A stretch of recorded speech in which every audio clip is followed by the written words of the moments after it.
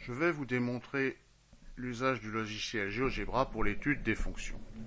Tout d'abord, on tape dans la barre en bas l'équation de la fonction y égale ici 3x au carré. Attention pour le carré chapeau 2, moins 40x plus 30. Nous avons ici une image de la fonction. Si vous voulez vous l'approprier un peu plus nettement, vous voyez, elle est à gauche, elle doit être à droite aussi. Donc vous prenez ici le déplacement du graphique et vous étirez les axes avec les flèches et vous avez une représentation de plus en plus nette. À partir de cette représentation, vous pouvez placer n'importe quel point.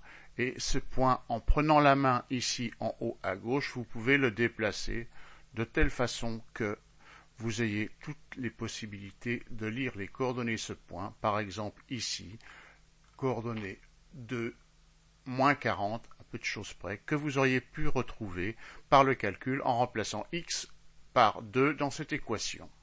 Voilà, j'espère que ça vous a servi un petit peu. Pour compléter cette étude, nous allons tracer les tangentes à cette courbe. Nous allons cliquer sur l'onglet correspondant ici, tangente, cliquez sur la courbe et sur le point, la tangente est donc tracée avec son écriture ici.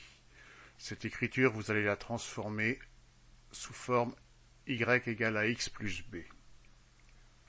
De cette façon, vous pouvez vérifier que le nombre dérivé est égal à ce coefficient moins 27, ce qui prouve que la fonction en ce point est décroissante.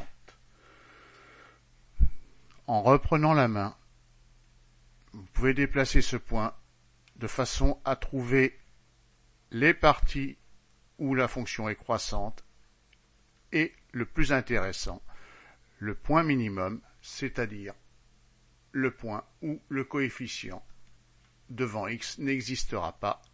Ce point est ici aux environs de 6,7 pour x. Voilà, de cette façon, le tableau de variation est facilement identifiable et faisable. J'espère que ça vous aura d'une certaine utilité.